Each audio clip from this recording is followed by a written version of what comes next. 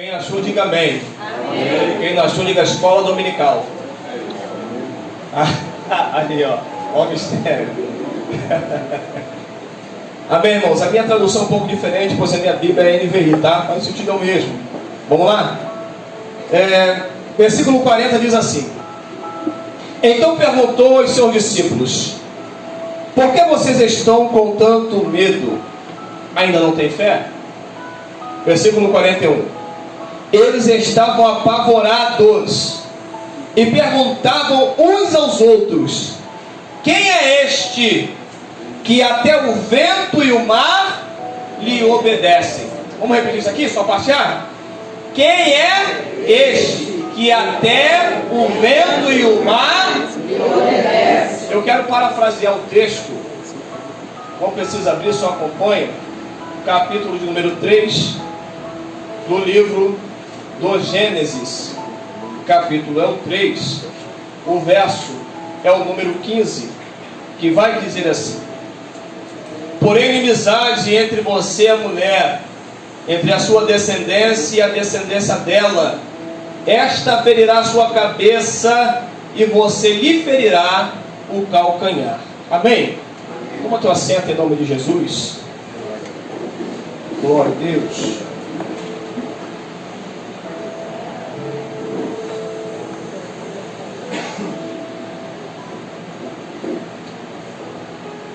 Sou que nem carro, tá, irmãos?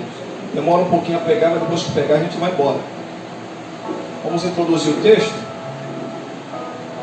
Evangelho de Cristo, irmãos, em Marcos capítulo 4, a partir do verso 40 e 41, que nós fizemos menção, é um texto bem conhecido, pois o mesmo vai estar referindo-se a uma grande tempestade que se é levantada no lago de Genezaré. Só que para poder falar a respeito do texto em apreço, eu preciso aqui introduzir. Preciso aqui lembrar que hoje eu preciso, e foi a palavra que Deus colocou no meu coração, eu quero ser cristocêntrico nessa noite. Porque em meio a caos que vivemos, em meio a tantas lutas e dificuldades que apreciamos no nosso dia a dia, oriundo de uma fé que tem sido abalada ao longo dos anos, mas eu glorifico a Deus, porque em meio tanto caos e meio tanta luta, Deus ainda separa remanescentes fiéis, aqueles que entendem, corroboram com a ideia e compreendem a veracidade dessa palavra. Palavra essa que cura, que liberta, que batiza e que leva para o céu. A palavra que ainda faz diferença nos dias odiernos. Lembrando os senhores que em dias tétricos e fatídicos, Deus sempre vai levantar alguém no meio de outro alguém. Talvez seja você que Deus levantou na tua casa. Talvez seja você que Deus levantou no meio da sua vizinhança. Eu não sei qual foi a veracidade daquilo que Deus tem para com a tua vida, mas fato e verdade é que Deus te vocacionou para uma grande obra, de modo que foi dito pelo nosso pastor aqui, a obra, quando eu entendo que a obra não é quatro paredes, a igreja, quatro paredes é um lugar específico de nós termos as nossas reuniões para poder adorar o nome do Senhor. Mas quando a igreja entende que missiologia ou missão é algo que é oriundo, que vem do alto direto para a igreja, você vai entender que o quadrante disso aqui não faz parte daquilo que você de fato é. A importância não é aquilo que você é aqui dentro, é o que você é fora. Porque ser crente aqui dentro é fácil, difícil é ser crente lá fora. Fazer missão aqui dentro é fácil, difícil é fazer missão lá fora. Pastor, como assim? É simples, porque tem pessoas lá em Éden, não aqui, mas em Éden tem pessoas, Wanderson, que quando olham para a vizinhança e alguém vai falar: o irmão fulano mora aí. Irmão fulano, eu nem sabia que ele era crente. Lá em Éden acontece, aqui não, pastor. Só lá em Éden que acontece, né? Graças a Deus aqui não acontece, né, varão? Né, mulher de Deus? Então em Éden acontece. Mas vamos lá. Capítulo 3 do livro de Gênesis, versículo 15, você conhece bem o texto. O texto vai estar referindo-se, depois da queda do homem, a uma promessa liberada. e de forma escrita, essa é a primeira vez que vai estar falando a respeito do Messias, ou de Jesus Cristo. Versículo 15, depois que o homem cai, depois dessa queda, oriunda de uma desobediência, Deus, ele já tem um projeto traçado. Eu estava lendo e meditando no livro do Gênesis, e eu conversando com alguns professores. Isso aqui vai chamar a tua atenção também, eu tenho certeza disso, que eu já percebi que você gosta de escola dominical. Isso aqui vai chamar a sua atenção também, provavelmente. Quando você pega o livro do Gênesis, gente, o primeiro capítulo, o verso 1 vai dizer que no princípio criou Deus céus, no plural, e terra. Se você pegar a palavra no princípio criou Deus, Bereshit bara Elohim, no princípio ele criou céus e terra. Nós costumamos dizer que o Senhor é especialista em parabolar aqui na terra, para que nós possamos entender a profundidade do céu. Quando o Senhor estabelece isso, no primeiro capítulo da criação, você vai observar que o poder da palavra do Senhor, ele é tão forte e tão profundo, que ele vai dizer, haja, e acontece. Mas aí você observando o primeiro capítulo, a partir do verso 24 em diante, vai dizer que depois que ele cria tudo, ele vai olhar para a terra, e quando ele olha para a terra, Deus ele vai dar uma ordem para a terra. E qual é a ordem, pastor? A ordem é essa: produza ervas e árvores que dê o seu fruto. Deus ele vai olhar para o mar. Quando ele olha para o mar, ele vai dar a mesma ordem para o mar: produza peixes, seres viventes e aves que voem no céu. Você vai perceber que ele está somente falando, e a palavra que é liberada não volta vazia, mas ela tem os seus efeitos, ela surge o efeito com aquilo que é falado. Quando ele pronuncia, algo acontece. Mas percebe aqui, quando ele dá uma ordem para a terra, é como se Deus ele olhasse para a terra e dizia assim, e fala assim dessa seguinte forma: olha, eu já fiz a minha parte, agora você tem que fazer a sua. Pegou não, né? Deixa eu melhorar isso aqui. É Deus olhando para a terra e dizendo o seguinte: a minha parte eu sei o que eu tenho que fazer, mas eu também sei e tenho a certeza do que você pode fazer. Qual que é a problemática disso, pastor? É que tem muita gente que não recebe porque está esperando de Deus aquilo que é para você fazer. Tem gente esperando a atitude de Deus, quando na verdade é você que precisa fazer alguma coisa. Deixa eu te falar uma coisa aqui: Deus jamais vai fazer aquilo que você precisa fazer. O texto ele é lindo, e olha que ele vai continuar dizendo. Capítulo número 2, ele vai dizer o seguinte: que no princípio da criação, Deus, ele cogita, imagina, criar homem e mulher. Só que no capítulo 2, o verso 7, vai dizer assim, que Deus, ele formou o homem do pó, não barro, que é mais significante, tá? Do pó. Ele forma do pó o boneco. Só pega isso aqui quem tá ligado. Se não tiver, não pega, tá? Escuta.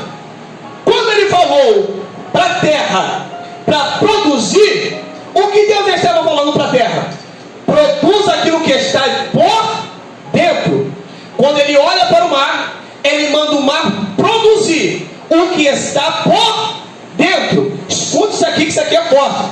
Quando você observa o texto, gente, olha o que o texto vai dizer. O Senhor ele começa a formar o boneco. Ele está mais criando, perceba? Ele não cria, ele forma. Por quê? Só dá forma a esse púlpito aqui, pastor, devido a alguma madeira que foi cortada, uma madeira que foi arrancada do seu habitat natural e produziu esse púlpito aqui a partir de algum uma matéria, eles formaram esse púlpito. Então, quando Deus está dizendo para a terra, cria aquilo que é de dentro, olha para o mar e cria o que está de dentro.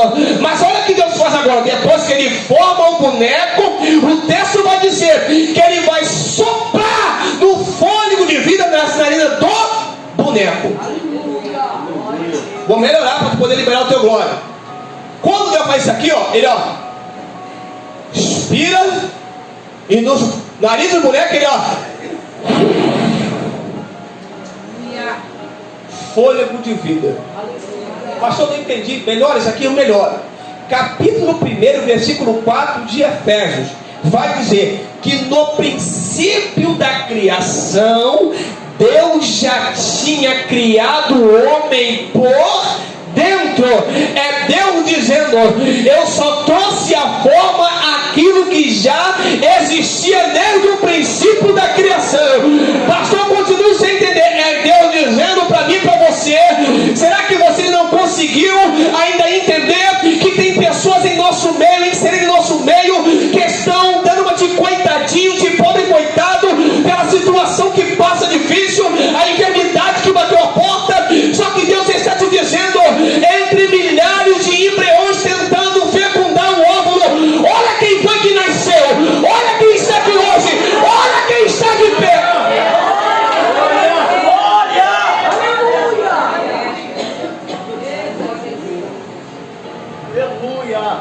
Estou esquentando, escuta. O texto vai dizer, depois que ele forma o homem, você conhece a história melhor do que eu, o homem ele tem uma ordem direta. É verdade que esse homem ele tem prioridades. Pergunta, qual prioridade, pastor? A prioridade que esse homem tem é, primeiro, ele não precisa de uma barriga para poder ficar 9 meses para depois nascer. Ele já nasce perfeito e já nasce um adulto. Oh, bendito seja o nome do Senhor. Então esse homem agora tem algumas outras priori. Qual é a priori? Ele vai andar perto de leão e leão não ataca. Ele vai andar perto de cobra e cobra não pica. Por que tu riu, mano? Só o Vantes que entendeu esse mistério? Escuta. Olha a ordem que ele tem. Está vendo os animais que estão no campo? Dá nome a todo mundo. Você que vai dar um nome. Olha o que Adão faz. Olha a prioridade. Olha o privilégio. Adão vai dar um nome para todos os animais que estão no campo. E a única ordem que Adão tem é: não toca na árvore que está no meio do jardim. O texto vai dizer que Adão, depois de ter dado o nome de tudo, Adão agora ele tem uma tristeza profunda, uma tristeza crônica e aguda. Cá para nós, quantos aqui são casados aqui? Levanta a mão aqui. Homens casados. Cadê? Todos. Deixa eu fazer uma pergunta. Dá para se virar sem a varou do lado? Dá não? Dá, pastor? Se vê sem a sua costela, não dá, né? Não dá, né, meu? Eu tive uma experiência em casa, eu tive que contar na igreja e todo mundo riu. Hoje? Eu tive uma experiência, não sei se passou por algum de vocês aqui, mas eu vou falar isso aqui. Gente, eu ficava maravilhado com a minha esposa. Fico, melhor dizendo. Porque minha esposa tem habilidades que acredito que todas as mulheres devem ter essa habilidade. A mulher consegue colocar a comida no fogo, consegue lavar a roupa ao mesmo tempo, consegue cuidar da criança, consegue varrer a casa, consegue cuidar do marido, tudo ao mesmo tempo. Minha esposa falou assim: amor, coloca o arroz no fogo e depois tu vê a roupa está na máquina, tá? Falei, tá. Eu coloquei arroz no fogo, aí baixei, né?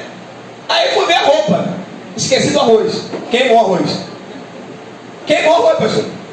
Eu falei, não dá para fazer as duas coisas ao mesmo tempo. E mulher tem essa habilidade, né, Raul? Né, Brasil? Por que a mulher consegue fazer esse negócio, né? Mulher faz tudo ao mesmo tempo e não consegue se embolar, gente. É uma habilidade que só a mulher tem. Nós homens não conseguimos fazer isso. E cá para nós, não dá para viver sem elas. Adão está desesperado. Por quê? Está vendo os animais, todo mundo com o seu casalzinho, e ele está sozinho. O Senhor olha de lá de cima e vê a tristeza de Adão, você conhece a história? Cai no profundo sono. pega a mulher, vai a partir da sua costela, cria mulher, forma mulher, e Adão agora tem a sua companheira. E cá para nós, ele pegou aquilo que está do lado, tá? Não é que está embaixo na sombra do pé e nem que está em cima. Mulher foi feita para estar do lado, adjutora, ajudadora, de fato e verdade. Só que o texto vai continuar.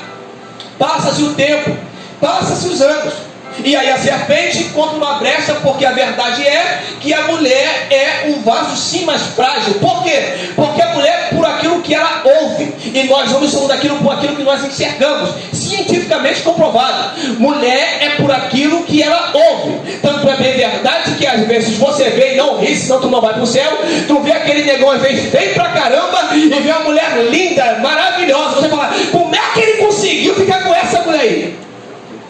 É que mulher, ela ouve, né? Tu viu, né, mano? Tu gostou, né? É porque a mulher ouve. Você está entendendo? Então a mulher ouviu a serpente. E aí, você conhece a história. Não vou meter aqui. Mas aí vem a queda do homem. Capítulo 13, verso 15, nós acabamos de fazer menção. Há uma profecia liberada. A profecia, ela aponta para Cristo. Então, aos anos do tempo, vai se passando. O profeta que mais falara a respeito do Messias foi o profeta messiânico chamado de Isaías. Isaías vai dizer no capítulo 7, versículo 14, que a virgem conceberá e dará à luz a um filho. A Bíblia vai dizer também, o próprio Isaías, no capítulo 8, a partir do verso 10, se não me falha a memória, 9 e 10, vai dizer que esse menino que nasceu, ele é maravilhoso, conselheiro, Deus forte, Pai da eternidade, e ele é príncipe da paz. Olhando o texto que Isaías está dizendo aqui, gente, é um tanto quanto confuso. Por quê? Porque o menino vai nascer, só que ele nasce já é maravilhoso, ele nasce já é conselheiro, ele nasce já é príncipe da paz, ele nasce é Deus forte. Ei, quem é esse que nasce? É o próprio Cristo que irá nascer, segundo a profecia que tinha sido liberada. Então a história vai dizer, continua o tempo passando, e aqui eu entro no capítulo 1, versículo 21 do Evangelho de Cristo, segundo escreveu Mateus. A Bíblia vai dizer que a virgem conceberá e dará à luz a um filho, e será chamado de Jesus. Jesus, o Messias. Versículo 22 vai dizer que Cristo, ele nasce. Interessante que a palavra, ela vai dizer que ele nasce e coloca o nome dele, Jesus. Só que o que acontece aqui é algo totalmente contraditório, que a ciência não tem como explicar. Porque o que vai acontecer aqui é, Deus, ele vai colocar diante da barriga de Maria, agraciada, o próprio Senhor dentro da barriga de uma mulher. Mas entenda, sem precisar de espermatozoide, sem precisar de relações, mas ele vai ser gerado dentro da barriga de Maria. Por quê, pastor? Porque foi através da carne, do ser humano, que o pecado entrou no mundo. Então, através dele, o pecado iria sair do mundo. Através do Cristo, a qual iria nascer através de uma mulher pecadora.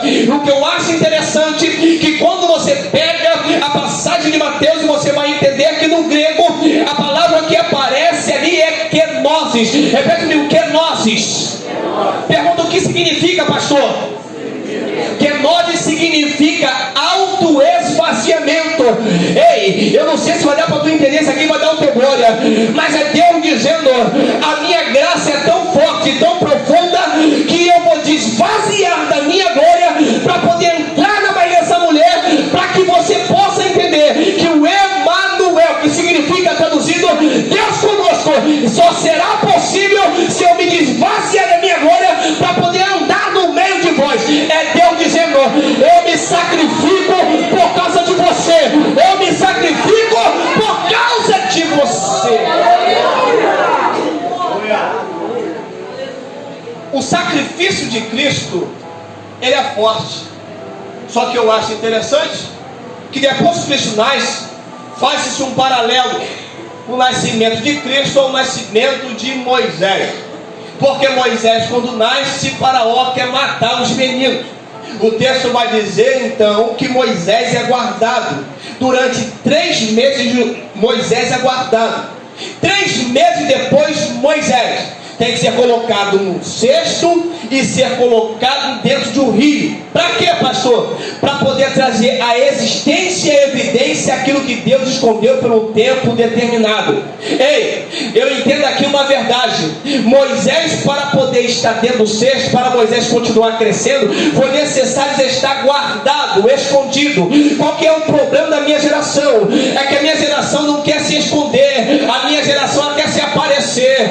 Coloca nos outdoors, coloca nos YouTube. Ei, tem gente demais querendo ser estrela, quando na verdade quem tem que brilhar é quem tem que brilhar é o Nazareno. A minha geração volta a entender que quem nasceu para brilhar foi Cristo ressurreto.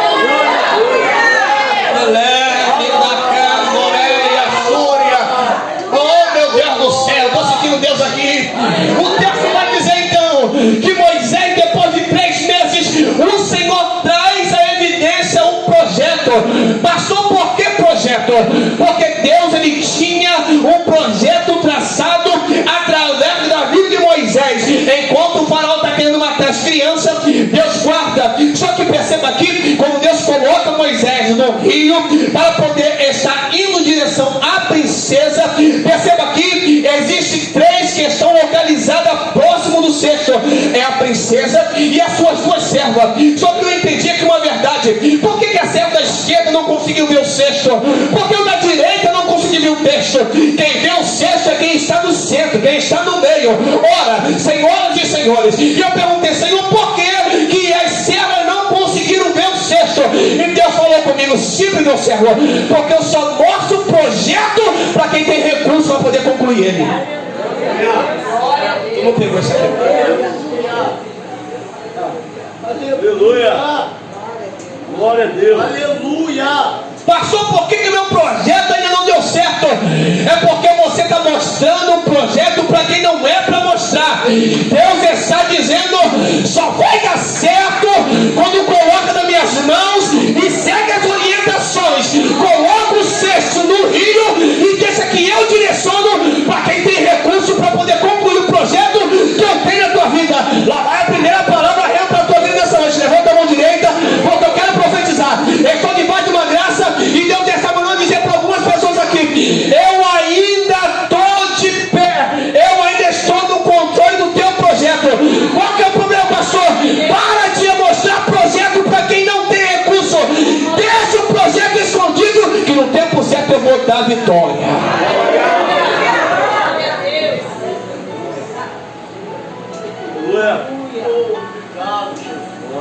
Você conhece a história. Moisés cresce no Egito. Só que Moisés não é egípcio. Moisés está dentro do Egito, mas o Egito não está dentro de Moisés. Problemática da minha geração é que tem muito crente, que eu faço uma comparação na igreja, que é assim, pastor.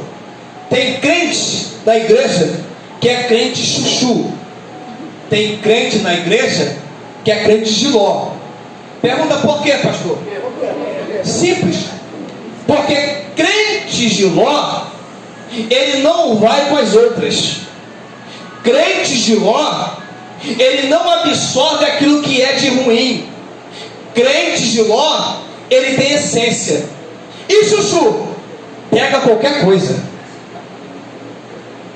Está inserido em contexto aqui na igreja é glória a Deus e aleluia. Mas quando está lá fora, longe do pastor, é a música da Anitta, Não vou falar. Já quero isso aqui, Jesus, é só em Éden. Aqui não tem esse negócio. Aqui não tem. Ô glória, escuta isso. A problemática da minha geração é essa. Porque hoje você não sabe mais quem é quem. Quem é servo e quem não é. Quem faz a diferença hoje só consegue ver aqui, porque com a Bíblia na mão é mole. Falar em mistério é fácil, mas a problemática é quem é você na vizinhança. Na minha época, não sei se a do pastor também era assim, Para ser consagrado ao ministério, havia-se uma sindicância. Tinha que ir na região para saber quem era o diácono Wanderson. Quem era o diácono? Será que chegava lá o pastor e perguntar: conhece o irmão fulano de tal? Irmão fulano? Eu não sabia nem que ele era da igreja. Fica aqui comigo, aqui, tomando até umas cajibrina. Meu Deus. Ué, mas lá na igreja da glória a Deus, aleluia. Lá, aqui ele é diferente. É crente chuchu. Só tem aqui não tem. Glória a Deus por isso. Escuta, se eu pregar. O texto vai dizer que Jesus nasce, capítulo 2, versículo 13 de Evangelho segundo escreveu São Mateus. Agora vão tentar matar a Jesus. A Bíblia vai dizer que ele vai fugir para o Egito. Foge para o Egito. E aqui eu começo a pregar. Jesus, depois que foge para o Egito, o texto vai dizer que Jesus, com 12 anos aproximadamente, ele aparece em cena. Com 12 anos ele aparece. E o que eu acho lindo é, ele aparece com 12 anos, ele aparece ensinando. Jesus aparece com 12 anos, confrontando os sacerdotes da época. E alguém que olha vai dizer: quem é esse menino com tanta sabedoria? Quem é esse menino que tem tanta inteligência? Interessante que o texto vai dizer que Jesus vai sair com a sua família, José, Maria e seus irmãos. Ele vai sair para o templo. A Bíblia vai dizer que é caminho de 3 dias. Ele vai sair e vai chegar no templo. Chega no templo, ele se assenta. E o que mais Jesus gostava de fazer era ensinar. O que mais Jesus gostava de fazer era ensinar. Jesus senta e começa a ensinar. Vai se passando o dia, a tarde, a noite.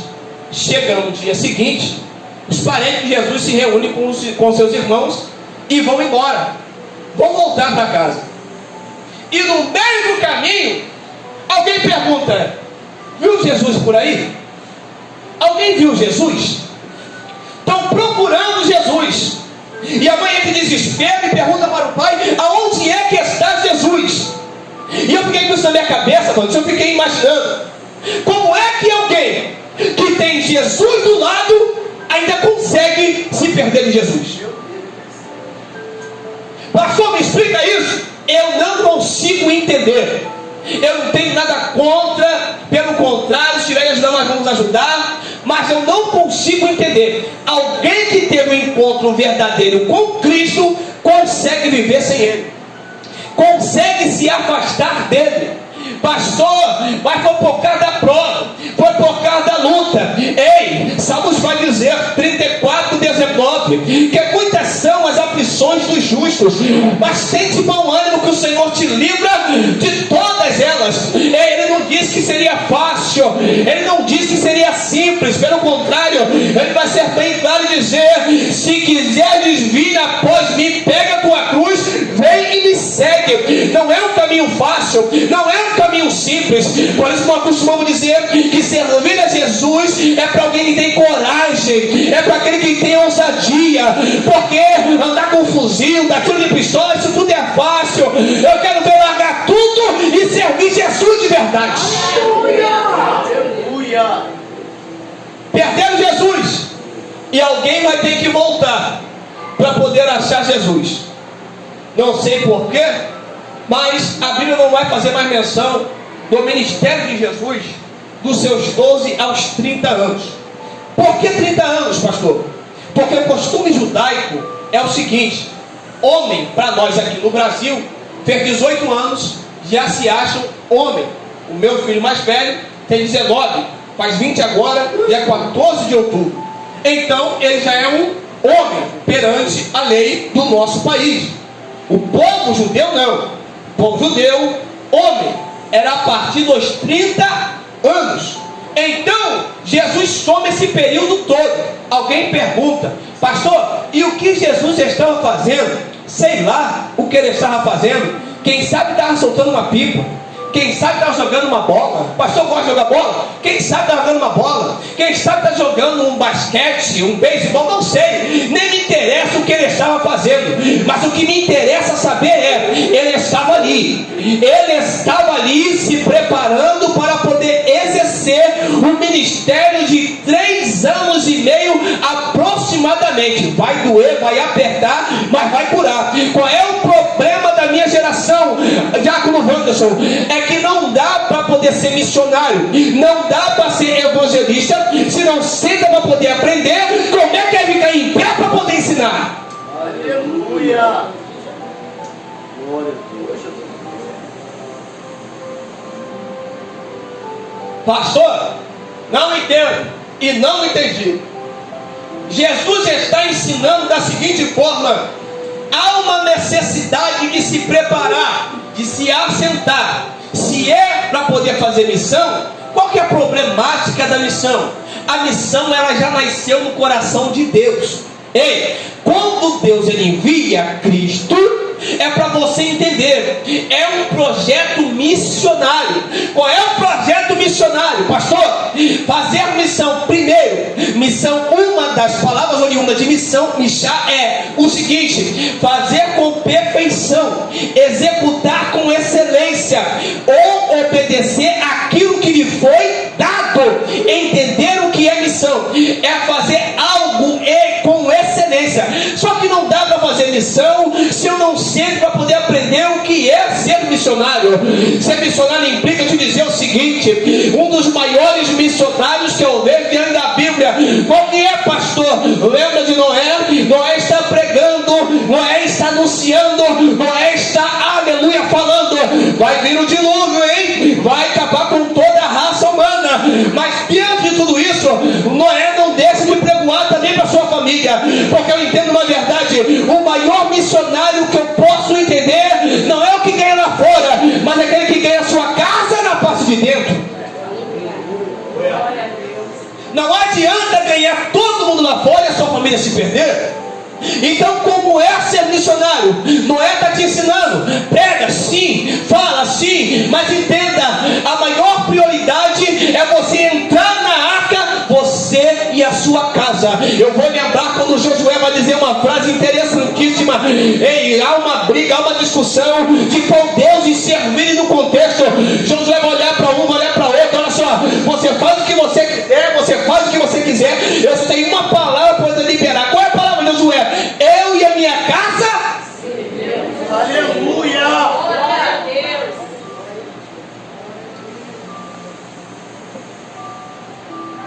Jesus, depois de todo esse período, com 30 anos ele aparece e começa a sua obra missionária. E olha a obra missionária de Jesus, capítulo 5 de Mateus. Ele vai estar no monte, segundo a cultura, um monte chamado Monte Eremos. O Monte Eremos, ele vai escrever a bem-aventurança. No Monte Eremos, ele vai estar sentado ensinando exatamente tudo aquilo que iriam passar e que deveriam executar. Os discípulos estão ouvindo, e como de costume, uma multidão acompanha para ouvir a palavra.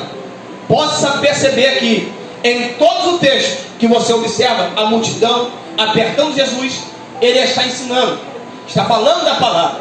E é tão verdadeiro que ele vai deixar muito bem claro para mim e para você. Quando você observa versículo número 32, capítulo 8 do Evangelho de Cristo, segundo escreveu João, vai dizer o seguinte: conhecereis a verdade, e a verdade ela vos libertará. A palavra ela é tão verdadeira que vai dizer o profeta: veio a mim a palavra do Senhor. O profeta está dizendo: ei, Senhor, como é que vai ressuscitar esses ossos? E segundo a minha palavra não pode, mas segundo a sua palavra profetiza, e os ossos secos vai voltar à vida. Perceba que através da palavra vai dizer Salmos 119, versículo 105, que lâmpada para os meus pés é a tua palavra, e ela é luz para o meu caminho. Quando eu falo de caminho, eu vou me lembrar do Salmos número 37, versículo 5. O Salmo 37, versículo 5 vai dizer o seguinte: entrega o teu caminho ao Senhor, confia nele e o mais ele fará. Interessante que a palavra está traduzida caminho no capítulo, número 37 de Salmos, no original significa o seguinte: dar de volta ou devolver. O que, pastor? O caminho que não me pertence, que não te pertence. Capítulo 14, aleluia, no livro de João vai dizer: eu vou para o meu Pai, mas vou preparar o que? O caminho, a morada, para que você possa subir comigo um dia. Eu vou, mas em breve eu vou voltar para poder levar a minha igreja. O texto vai dizer, ele está ensinando. Depois que ele ensina, nós chegamos aqui, agora eu começo a pregar e já finalizo. Capítulo número 4, verso 40 e 41. Jesus, depois de ter ensinado tanto, os discípulos viram os milagres acontecer. É paralítico andar, é cego enxergar. Os discípulos estão acompanhando Jesus a todo tempo, gente. Só que o texto vai dizer o seguinte: chegado um dado momento, agora é hora. Jesus vai começar dizendo o seguinte, da seguinte forma: naquele dia, ao anoitecer, disse ele a seus discípulos: vamos para o outro lado. Escuta isso aqui. O que Jesus está dizendo aqui é o seguinte, na sua tradução está assim: passemos para outra banda, ou para outra margem. Vamos para o outro lado. Jesus já liberou a palavra aqui, irmãos. Passemos para o outro lado. Se eu estou com Jesus, eu preciso entender que mesmo que a dificuldade se levante no meio da caminhada, eu vou chegar do outro lado. Porque quem me garantiu foi Ele. Não é com a força do meu braço, é Ele que me garantiu. Passemos para o outro lado. O texto vai dizer, ele fala para o discípulo: passemos para o outro lado. E o texto vai dizer que no meio do caminho se levanta uma tempestade no lago. Perceba aqui que meio fala de decisão, meio fala de atitude ou posicionamento.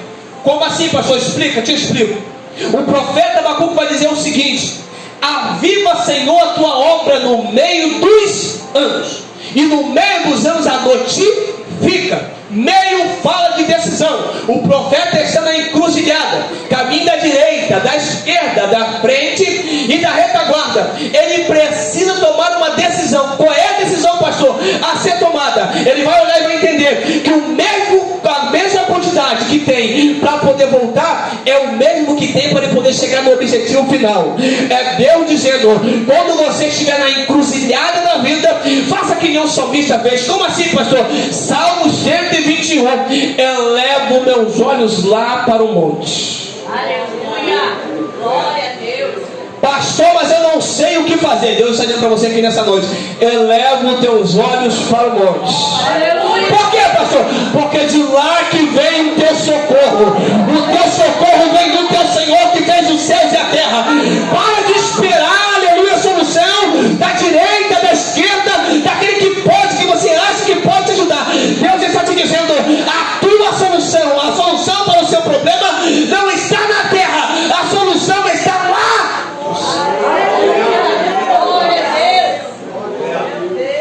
Os discípulos têm que passar para o outro lado, gente. Só que a tempestade se levanta.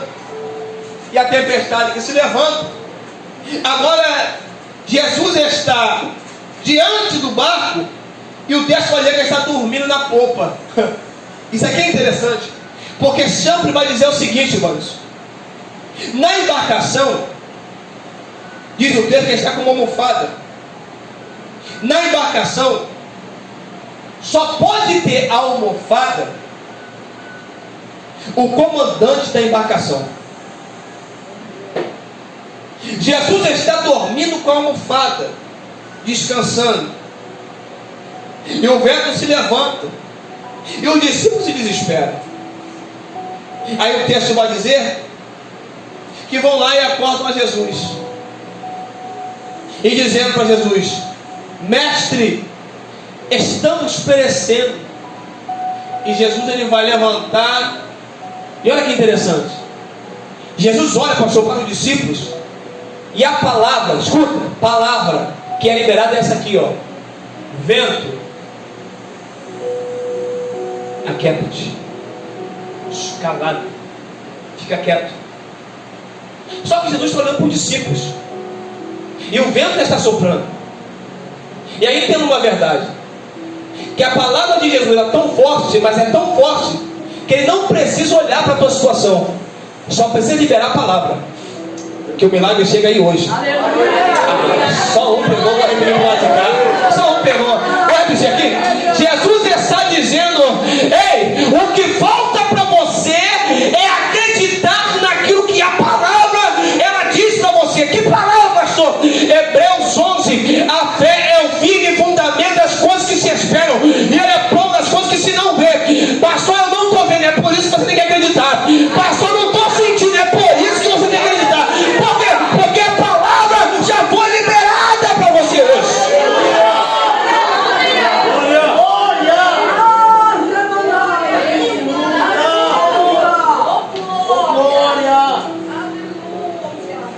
E após que ele libera a palavra, ele vai dizer o seguinte: Mar, aquieta-te. E diz o texto que o vento cessa e que as ondas param. Pastor, o que isso tem a ver com missão? Tudo. Porque só dá para poder ser missionário ou fazer missão quando eu entendo da palavra. Não tem missão sem palavra, pastor. A verdade é que para a missão existem obras dentro da missão, mas vivemos uma crise agônica, vivemos uma crise endêmica e sistêmica, aonde o povo não quer mais aprender, mas quer ser. O problema é querer ser aquilo que você não é. Por quê, pastor? Porque hoje nós temos o costume que é horrível, chamado de internet. Tem muito crente papagaio, falando aquilo que ouviu. É isso, homem de Deus? Fala daquilo que ouviu, sem procurar fundamento. Um monte de heresia sendo estabelecido no nosso meio, e a igreja está engolindo isso. Por que o meu povo erra? Por que o povo erra, pastor? Por falta de quê, gente? Só que a pergunta é essa daqui. Se você tem uma igreja séria que tem escola bíblica dominical, uma igreja que tem um estudo da palavra, eu não sei aqui, mas lá em Éden tem. Lá em Éden você faz reunião, estudo bíblico. Com Misericórdia ela tem seminário teológico também. Somos coordenadores com Misericórdia. A estudo bíblico, você vê 15 pessoas. No culto da vitória, você vê 200 pessoas.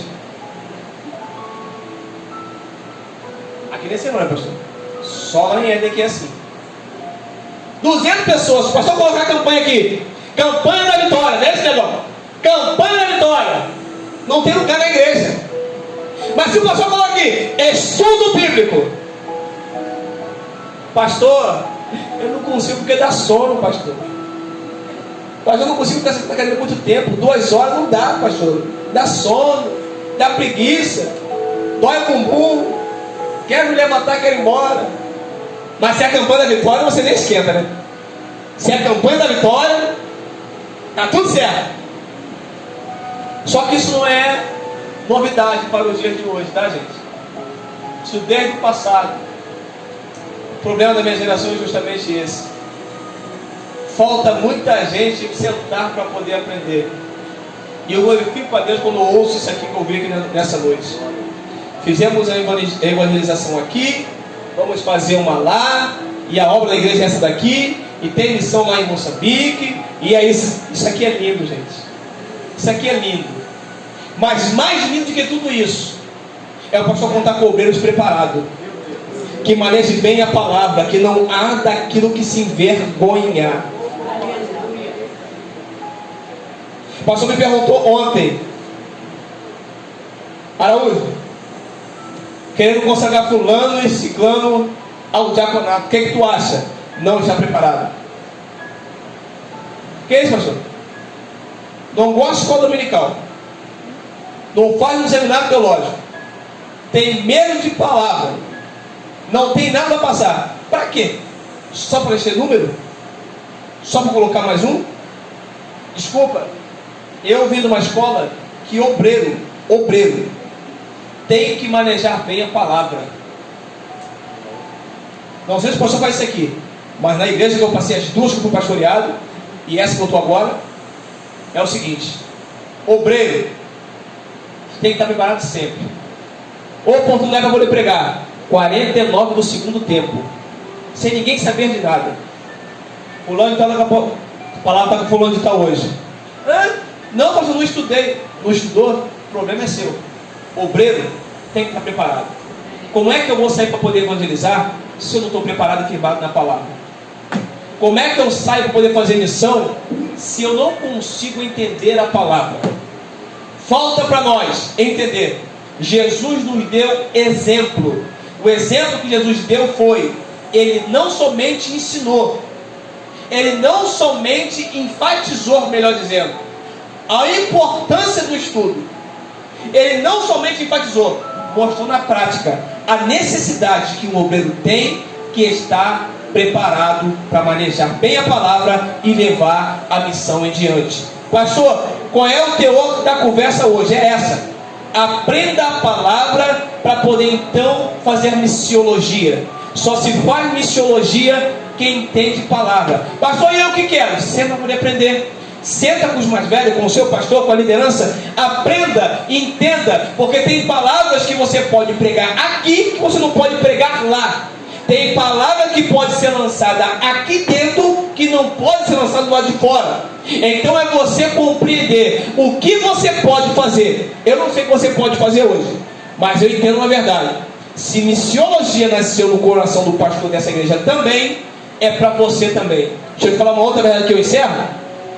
Quando você pega a palavra em Marcos 15, que ele vai dizer: ide por todo mundo. Ele vai dizer o seguinte: ide, fazer missão, pastor. Ide, pregar o evangelho a toda criatura. Só que entenda aqui, o ide não é para o pastor somente. O ide não é só para o diácono. O ide não é só para o obreiro. Pastor, não entendi. O ide também é para você que sentou no banco aí, que não tem nenhum cargo na igreja, mas missão é para você. Por quê, pastor? Porque missão nasceu primeiro no coração de Deus. Por isso Ele enviou Cristo para ser o maior missiólogo da nossa geração, para a nossa geração. É você entender, assim como foi no passado, também é no nosso presente. Os anais do tempo passou, mas a palavra, ela nunca mudou. Missão nasceu no coração de Deus para o coração da igreja. Que você possa entender e compreender. Missão também é para você. Que Deus te abençoe e nós temos oportunidade em nome de Jesus.